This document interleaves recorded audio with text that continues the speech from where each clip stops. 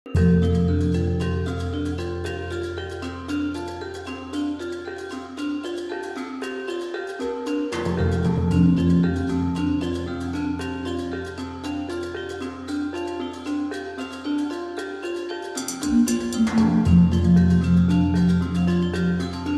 guys, ketemu lagi sama saya Rifo Cahyono di Etniklopedia. Yang ada di tangan saya ini adalah pusaka dengan Tangguh Cirebon. Keren banget, pusaka ini memang salah satu kesayangan saya. Warangkanya masih ori, Cirebonan, dan di pendoknya ini saya beliin dari pendok ciri khas Sumatera ya. Handle-nya gading, biasa dipakai di daerah Sumatera dan juga di Cirebon pakai handle gading seperti ini. Di dapurnya adalah pusaka yang luar biasa keren. Dapurnya Gajah Manglar ya. Lotnya ada lot 5. Eranya era Cirebon Tus atau Cirebon yang sepuh ya. Pamore Pamor Wasuta.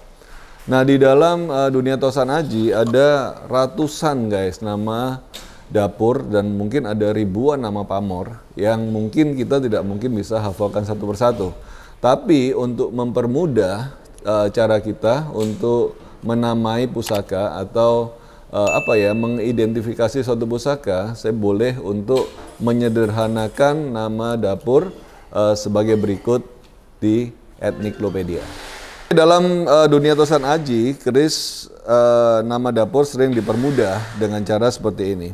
Nah biasanya keris lurus itu lebih mudah untuk disebut dengan dapuran jala ya. Nah, lurus sendiri ada juga yang berdapur tilam upe, tilam sari, ataupun brojol. Jadi penamaan keris lurus kebanyakan bisa juga lebih mudah dinamakan dengan sebutan jala. Nah, untuk yang keris yang berluk 3 biasanya digolongkan disebut dengan dapuran jangkung. Sedangkan keris untuk yang berluk 5 disebut dengan dapuran Pandawa. Nah, Pandawa sendiri mempunyai berbagai macam subnya ya. Ada Pandawa Lare, Pandawa Cinarita, dan sebagainya. Nah, kita beralih ke keris dengan luk 7 yang biasanya lebih mudah atau digolongkan dengan dapuran Sempono atau Sumpana. Nah, tapi di luk 7 ini ada juga keris dengan dapuran Jaran Guyang dan lain-lain. Tapi lebih banyak kita menyebutnya dengan nama Sempono. Untuk keris yang luk 9 biasa orang menyebutnya dengan dapuran Jigja. Atau ada juga keris luk 9 itu dengan dapuran yang lain. Contohnya Carita atau Carubu. Nah, untuk keris yang luk 11 biasanya digolongkan dengan penamaan keris yang berdapur Sabu Inten atau juga ada luk 11 dengan dapuran Carita. Nah, ini pusaka yang lebih mudah untuk kita golongkan karena luk 11 pun punya berbagai nama, tapi kebanyakan orang menyebutnya dengan dapuran Sabu Inten. Nah, untuk keris yang selanjutnya adalah keris yang berluk 13 atau yang secara global kita seringkali menyebutnya dengan keris berdapur Sangklat. Tapi juga ada juga keris berdapur berluk 13 yang biasa disebut dengan Parung Sari.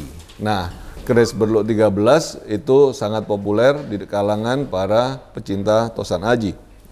Sedangkan untuk pusaka-pusaka yang berluk di atas 13 seringkali akan dinamakan dengan dapuran Kalawijan. Pusaka dengan dapuran Kalawijan ini juga mempunyai berbagai nama guys. Yang luk 15 ada yang dinamakan dengan dapur Bimo Kurdo. Luk yang di atas 15 pun ada berbagai nama di lainnya. Tapi karena begitu banyaknya nama dapur, mungkin kita akan golongkan keris-keris tersebut dengan kira-kira 9 golongan ya. Keris lurus bisa disebut dengan dapuran jala, keris yang luk 3 jangkung, keris luk 5 biasanya disebut Pandawa, keris luk 7 disebut Sempana atau Sumpana, keris luk 9 disebut Jigja, keris luk 11 disebut Sabu Inten atau Carita, dan keris luk 13 disebut Sangklat. Sedangkan di atas luk 13 namanya adalah luk Kalawijan. Itu guys, ensiklopedia kita hari ini untuk kita bisa menggolongkan nama-nama dapur berdasarkan dengan bentukan luknya. Sedangkan kita masih terus harus belajar bahwa banyak sekali nama-nama dapur yang lain, ada ratusan.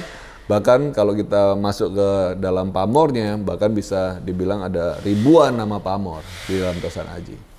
Oke guys, itu tadi adalah sedikit informasi ya buat teman-teman tentang pusaka Indonesia mempunyai berbagai nama, filosofi yang begitu menarik. Mudah-mudahan bisa membantu kita untuk semakin mencintai budaya Indonesia. Sekali lagi, salam budaya. Terima kasih untuk terus menonton Etnik Indonesia. Salam Rahayu.